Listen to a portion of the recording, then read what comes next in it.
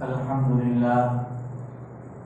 لله وكفى وسلام على عباده الذين اصطفى أما بعد فأعوذ بالله من الشيطان الرجيم بسم الله الرحمن الرحيم يا أيها الناس إنا خلقناكم من ذكر وأنثى وجعلناكم شعوبا وقبائل لتعارفوا إلى آخره صدق الله العلي العظيم يا رب صل وسلم دائما أبدا على حبيبك خير الخلق كلهم گرامی قدر معزز علماء کرام اور عزیز اسلامی بھائیوں بزرگوں، آپ سب جانتے ہیں گزشتہ جمعہ آپ حضرات کے سامنے 26 جنوری تھی اور اس کے عنوان سے ایک مضمون شروع کیا تھا، تو اسی مضمون کی طرف اور چند باتیں ہیں جو آپ کے سامنے پیش کر دوں۔ چونکہ رمضان المبارک کا مہینہ بھی آ رہا ہے تو اسی عناوین سے آپ لوگوں کے سامنے رمضان کے متعلق بھی باتیں پیش کرنی ہیں، اس لیے کوشش کروں گا کہ انشاءاللہ آج کی اس مجلس میں ہمارا یہ مضمون پورا ہو جائے، لیکن مشکل ہے۔ کیوں؟ اس لیے کہ آزادی کی لڑت، آزادی کا جو پرچم مسلمانوں نے اٹھایا تھا وہ 1-2 سال کی داستان نہیں بلکہ شدید جنگیں تو 200 سالہ اور خفیہ طور پر جو جنگیں ہوئی وہ 400 سالہ کی داستان ہے۔ اس لیے اتنی لمبی داستان 15-20 منٹ میں پورا کرنا مشکل نہیں ہے، مشکل ہے۔ خیر، تو میں نے آپ حضرات کے سامنے گزشتہ جمعہ شاہ عبدالعزیز محدث دہلوی رحمۃ اللہ علیہ کا جو فتویٰ تھا وہاں تک بات پہنچائی تھی، لیکن ایک بات سنیں جو گزشتہ میں نے اشارہ کر دیا تھا، آج وضاحت کر دوں کہ یہ 1857 کی جنگ آزادی نہیں ہے، اور اس سے 100 سال پہلے چلے جائیں 1757 کی بھی یہ جنگ آزادی نہیں ہے، بلکہ اس سے مزید 90-100 سال پیچھے چلے جائیں پتہ چلتا ہے کہ انگریز ہندوستان میں کب آئے۔ 1602 کے اندر انگریز ہندوستان کے اندر آیا، اور 1616 کے اندر 1612 کے اندر انہوں نے کمپنی ڈالنے کے لیے یا گجرات میں آنے کے لیے انہوں نے درخواست پیش کی۔ اس کے بعد ان کا تجارتی سفر شروع ہوا، تو یہ 1602 سے لے کر 1616 تک، اور وہاں پھر ان کا جو سفر شروع ہوا اور سمندری راستوں سے ان کا تسلط ہندوستان پر شروع ہو چکا تھا، تو یہ 1602 سے لے کر کے 1947 تک اور صحیح معنی میں 1950 تک کی یہ داستان ہے۔ 1602 سے لے کر 1950 26 جنوری کی تک کی یہ داستان ہے، جہاں اہم رول، اہم کردار، اہم قربانیاں صرف اور صرف مسلمانوں کی لگی۔ آپ کہیں گے کیسے؟ 1602 کے اندر وہ راجہ مہاراجہ اور نوابوں کا دور تھا، مغلیہ سلطنت کا دور تھا۔ اس سلطنت کے خاتمے کے بعد پھر ہندوستان کے اندر آزادی کی یہ لڑائی اور آزادی کا پرچم ہندوستان والوں کو نصیب ہوا۔ خیر، تو وہ جو 1600 کا دور تھا وہ راجہ مہاراجاؤں کا دور تھا۔ اس وقت بھی ان راجاؤں اور مسلم حکمرانوں اور مسلم بادشاہوں کو اس بات کا در لاحق ہوا جب انگریز جوق در جوق یعنی تولی بتولی انگریز ہندوستان میں آنے لگے اور ان کی تعداد بڑھنے لگی، اس وقت راجاؤں کو اپنی کرسی کی فکر ہوئی کہ ہماری بادشاہت، ہماری حکمرانی، ہمارا عہدہ یہ انگریز ہم سے چھین لیں گے۔ تو وہ لڑائی 1757 تک چلتی رہی۔ 1757 کے بعد پھر فتح علی ٹیپو سلطان شہید رحمت اللہ علیہ کا دور آیا، اس سے پہلے حیدر علی کا دور آیا۔ یہ سارے دور کے اندر صحیح معنی میں اسلامی عقائد اور اسلام کا تحفظ باقی رہے. یہ لڑائی 1757 کے بعد شروع ہوئی اور 1857 تک یہ چھوٹی موٹی لڑائیاں چلتی رہی.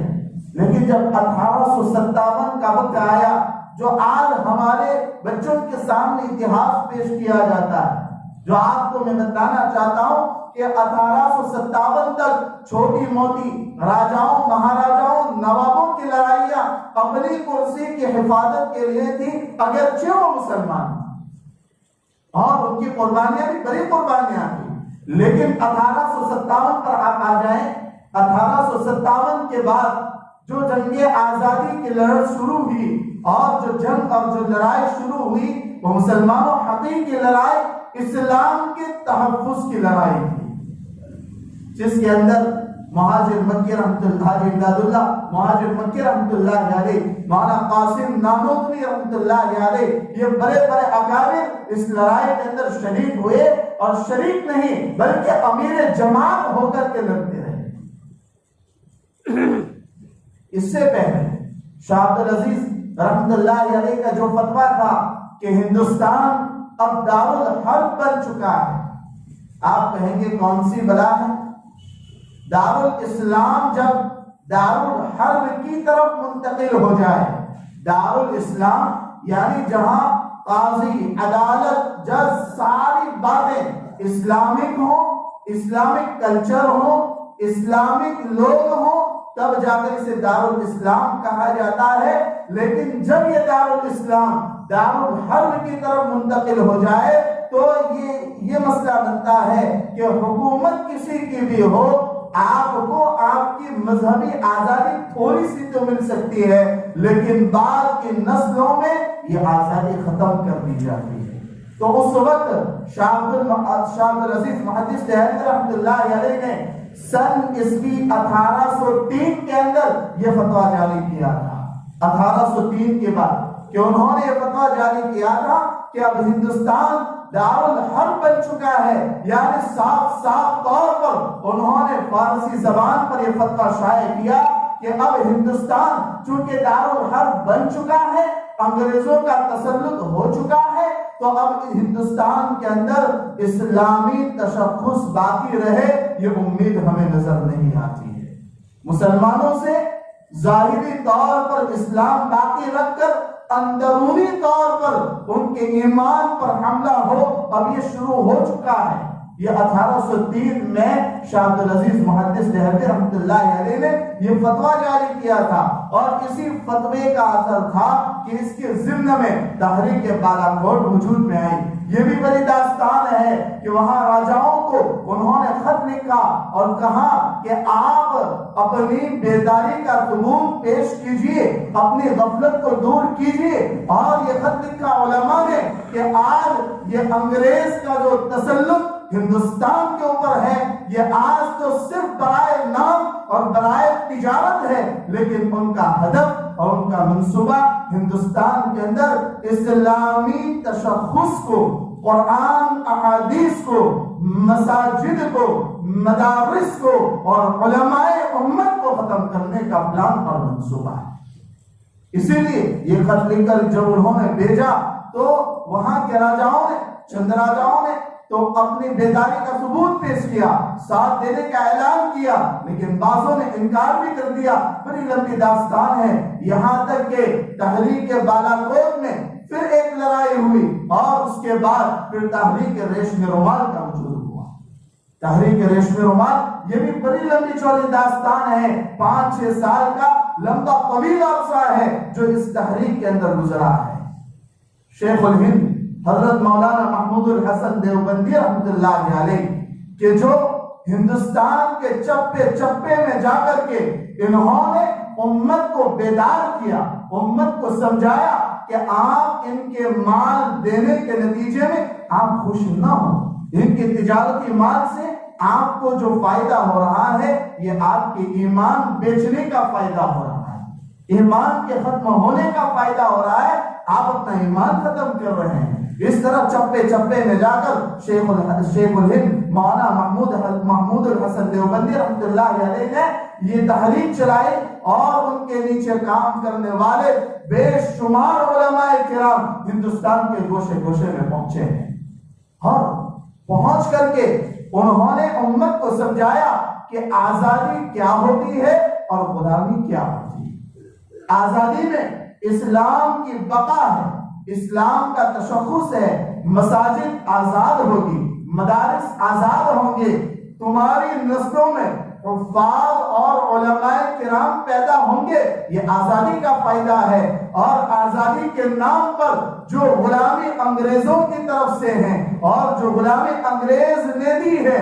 وہ غلامی تم سے اسلام کو ختم کر دے گی۔ اسی لیے مولانا محمود الحسن دیوبندی رحمۃ اللہ علیہ اسی تحریک کو لے کر کے آپ پہنچے ہیں ترکستان تک، اور ترک کے بڑے بڑے گورنر انور پاشا، غالب پاشا، ان کی ملاقاتیں کی ہیں، اور آپ پہنچے حجاز میں پہنچ کر کے ترک حکومت جو خلافت عثمانیہ کا اس وقت دور تھا، خلافت عثمانیہ کے دور میں وہ حجاز پہنچ کر کے مولانا محمود الحسن دیوبندی رحمۃ اللہ علیہ نے ان کو سمجھایا، لیکن میں بارہا بولتے ہوئے بھی ڈر لگ رہا ہے کہ جب ہماری قوم میں غدار پیدا ہو جائے تو وہ قوم ختم ہو جاتی ہے۔ اس وقت بھی حجاز مقدس کے اندر مولانا محمود الحسن دیوبندی رحمۃ اللہ علیہ آزاد ہندوستان کا پرچم لے کر کے نکلے تھے، اور 7,000 کلومیٹر کا سفر انہوں نے طے کیا۔ 7,000 کلومیٹر کا سفر جو انہوں نے طے کیا، اس سفر کے اندر ان کی گرفتاری اپنے ہی لوگوں سے ہو چکی۔ وقت کا بڑا عالم دین بہادر لکھا ہے کتابوں میں کہ آزادی میں انگریزوں سے مخالفت میں سب سے زیادہ گرم خون اگر کسی کا تھا تو وہ 2 ہی شخص تھے، ایک تو ٹیپو سلطان شہید رحمۃ اللہ علیہ، نمبر 2 پر شیخ الہند مولانا محمود الحسن دیوبندی رحمۃ اللہ علیہ۔ آزادی ہندوستان کے لیے ہندوستان کا سفر، اور یہاں اپنے افراد کو، علماء امت کو چھوڑ کر حجاز مقدس پہنچے، اور وہاں چونکہ خلافت عثمانیہ کا دور تھا اور وہاں انہیں امیدیں وابستہ تھی کہ ہمیں جو ضرورت ہے انگریزوں کے خلاف لڑنے کے لیے تعاون کی، مدد کی، یہ ترک گورنر ہمیں مدد دے سکتی ہے، تو اس لیے وہ حجاز مقدس پہنچے۔ لیکن جب انہوں نے دیکھا کہ اب یہ حجاز مقدس میں پہنچ کر انہوں نے جب اس بات کو لوگوں کے سامنے پیش کیا، پرسنل میٹنگیں کی، تو پھر اپنے ہی غداروں کے ہاتھوں انہیں انگریز کے حوالے حجاز سے ہی کر دیا گیا، سعودی عرب سے ان کو منتقل کر دیا گیا، اور انگریزوں نے پھر ان کے ساتھ جو معاملہ کیا، مسلمانوں 2 سال تک شیخ الہند کالا پانی کی جیل کے اندر رہے۔ اتنا گہرا اندھیرا تھا کہ فرماتے ہیں کہ شیخ الہند کو اپنا ہاتھ بھی نظر نہیں آتا۔ یہ صرف اور صرف آزادی ہندوستان کی لڑت، اور ان کے لیے انہوں نے تکلیفیں اٹھائی۔ 2 سال تک کتوں کی طرح ان کے سامنے کھانا ڈال دیا جاتا تھا، یہاں تک کہ فرماتے ہیں 2 سال کے بعد ان کو اندھیرے سے نکال کر اجالی جیل کے اندر داخل کیا گیا، جہاں کچھ روشنی تھی۔ فرماتے ہیں پورا ٹھنڈ علاقہ تھا، اتنی ٹھنڈی تھی کہ آدمی اگر اس کے اندر اپنی تھوڑی سی کمزوری ہو تو آدمی اس کے نتیجے میں اس کا پورا بدن لقبے سے لاچار ہو جائے، اتنا ٹھنڈ علاقہ اس میں ان کو داخل کر دیا گیا۔ مسلمانوں میں آپ کو بتانا چاہتا ہوں، یا آپ کو میں پوری داستان اس لیے سنانا چاہتا ہوں کہ آج پھر یہ بدماش لوگ ہمارا اسلامی تشخص ختم کرنے آ رہے ہیں، اور مسلمانوں کو دوبارہ جو مسلمانوں نے غلامی کو پسند کیا ہے اس غلامی میں داخل کر رہے ہیں، جس کی ایک مثال آپ کے سامنے سے پیش کر دوں۔ بابری مسجد کا واقعہ ہوا، جس پر ہمارا مسلمان خاموش رہا کہ ہمارے بندارن کے خلاف ہم نہیں جا سکتے۔ آج گزشتہ ہفتے کے اندر گیان واپی مسجد کے بارے میں انہوں نے کیا فیصلہ سنایا، میں اور آپ کیا سمجھتے ہیں؟ اس کو ذرہ برابر ہمارے دل پر ہم نے ذرہ برابر اس کو نہیں لیا۔ ہم نے فیصلہ سنا تو کیا ہم نے کبھی ہمارے آنکھ سے آنسو بہا کر دعا کی ہے کہ اللہ تیرے گھر کو ایک مندر بنایا جا رہا ہے، اور آج ہم خاموش ہیں؟ یہ غلامی کا نتیجہ، یہ پھر سے وہ انگریز تھے بشکل انگریز، اور آج ہماری یہ گورنمنٹ انگریز کے نقش قدم پر ہے ہندوستان کا نام لے کر۔ انگریز کا کام بھی یہی تھا کہ ہندوستان سے مسلمانوں کو ختم کیا جائے، اسی لیے تو ایک لڑائی جو ہوئی تھی وہ لڑائی ہندو مسلمان کی نہیں، بلکہ وہ لڑائی ہوئی تھی صرف اور صرف مسلمانوں کے ساتھ کہ تم یہ کہہ دو کہ ہم سب کچھ ختم کر دیں گے، مدارس ختم کر دیں گے، مساجد ختم کر دیں گے، اسلامی تشخص ختم کر دیں گے۔ اسی لیے تو یہ انگریز کوئی عالم نہ ہوتا، اگر اس کی داڑھی ہے تب بھی اسے پھانسی پر لگا دیا جاتا ہے۔ کیوں؟ اس لیے کہ مسلمانوں کو ختم کرنا تھا، مسلمانوں کو اس ہندوستان سے ختم کرنا تھا۔ کیوں؟ اس لیے کہ سنو، ہمارے لیے بڑی فخر کی بات ہے کہ ہمارے پاس اس ہندوستان میں اللہ کی وہ دولت علم، دولت احادیث اور قرآن پر جتنے کثرت سے علماء ہندوستان میں پائے جاتے ہیں، جید علماء ہندوستان میں پائے جاتے ہیں، وہ کہیں اور نہیں پائے جاتے۔ ہندوستان کو اللہ نے فضیلت دی ہے، ہندوستان کے اندر وہ علماء ہیں جو اسلامی تشخص کی بقا کے لیے اپنی جان کی بازی لگانے کے لیے تیار۔ اسی لیے انگریز نے مسلمانوں سے یہ فیصلہ کیا تھا، یا تو تم اسلامی تشخص کو ختم کر دو تو ہم آپ کو آزادی بھی دے دیں گے، لیکن علماء نے اس کو پسند نہیں کیا، یہاں تک کہ 2 لاکھ مسلمان 1857 کی جنگ آزادی میں شہید ہو گئے۔ 2 لاکھ مسلمان 1857 کی جنگ آزادی میں شہید ہوئے، جس میں نے گزشتہ بتایا تھا 51,000 علماء کرام اپنی جان کی بازی علماء نے پیش کی ہے، اور امت کا پرچم علماء لے کر کے نکلے تھے۔ کیوں؟ اس لیے کہ امت کے دل میں علماء کی ایک اہمیت تھی، علماء کی بات کی وقت تھی کہ اگر علماء یہ کہہ دیتے ہیں وہ ڈنکے کی چوٹ ان کی تابعداری کرنے کے لیے تیار ہو جاتے تھے، جس کے نتیجے میں جنگ آزادی مسلمانوں کے حق میں ہوئی۔ یہ ساری قربانیاں اور یہ ساری داستان جو آج میں آپ کے سامنے پیش کر رہا ہوں، یہ کوئی معمولی بات نہیں ہے مسلمانوں۔ آج ہندوستان پھر غلامی کے اندر داخل ہو رہا ہے، وجہ صرف اور صرف ایمان کی کمزوری اور ہماری خاموشی، ایمان کی کمزوری اور ہماری خاموشی۔ ہم عیاش پرست ہو چکے ہیں، نمازیں جائے تو جائے، ہمیں کوئی پرواہ نہیں، مساجد خالی رہے ہمیں کوئی پرواہ نہیں، ہماری مساجد خالی رہتی۔ کل مغرب کی بات کر رہا ہوں، برا لگے تو معاف کر دینا، تکبیر ختم ہوئی، صرف 10 آدمی گن کر مسجد کے اندر تھے۔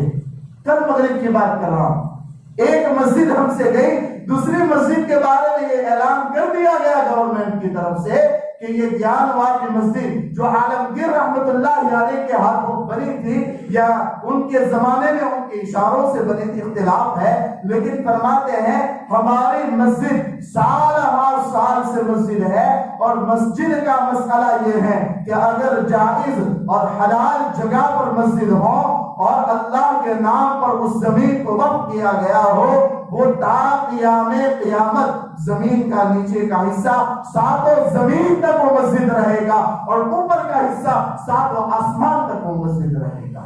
کسی کے باپ کی ملکیت نہیں ہے کہ وہ کہتے کہ مندر ہے، لیکن مسلمان خاموش رہا تو آج 1-2 گئی، اللہ حفاظت فرمائے۔ ایسی داستانیں ہیں، وہاں سنا چکا ہوں۔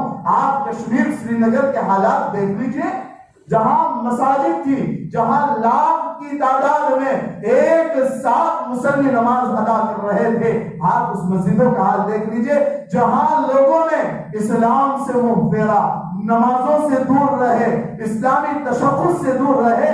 آپ اس مسجد میں شراب کے اڈے اور گھوڑوں کا استبل بن چکا ہے، طبیلہ بن چکا ہے۔ کیوں؟ اس لیے کہ غفلت، مسلمانوں کی غفلت، دین سے دوری، علماء سے کٹ کر زندگی گزارنا، یہ مسلمانوں کے لیے پستی کا عالم ہے، آخری درجہ۔ میں آپ کو کوئی ڈرانے نہیں بیٹھا ہوں، مسلمانوں ذرا ہوش کے ناخن لو، سمجھو، اسلام پر باقی رہو۔ نوجوان طبقوں سے کہتا ہوں، کتنے نوجوان ایسے ہیں کہ جنہوں نے فجر کی اذان نہیں سنی، حالانکہ ٹیپو سلطان شہید رحمت اللہ علیہ فرماتے ہیں کہ جو جنگ آزادی میں سب سے بڑا پہلوان مانا جاتا تھا، لکھا ہے ان کے بارے میں تاریخ نگاروں نے کہ ٹیپو سلطان کو انگریزوں کے سامنے یہ رعب اس لیے ملا تھا۔ کتنا رعب تھا جب ٹیپو سلطان کو غداری سے اور اپنے ہی غدار کی وجہ سے ان کو شہید کر دیا گیا، جس کا کھایا اسی کا کھوتا۔ ٹیپو سلطان کے اندر کے آدمی نے جب انگریزوں کے ساتھ ہاتھ ملا لیا تو ٹیپو سلطان کو شہادت کا جام پینا پڑا۔ ٹیپو سلطان جب پڑے رہے، شہید ہو چکے تھے، روح قبض ہو چکی تھی، باوجود کسی ایک بھی انگریز کی طاقت نہیں تھی کہ ٹیپو سلطان کے قریب جائے۔ یہاں تک لکھا ہے کہ جب ان پر حملہ ہوا اور آخری سانسیں چل رہی تھی، اس موقع پر ایک انگریز قریب ہوا، صرف ہاتھ ہلایا اور اس کے گردن کاٹ کر کے رکھ دی۔ یہ طاقت تھی۔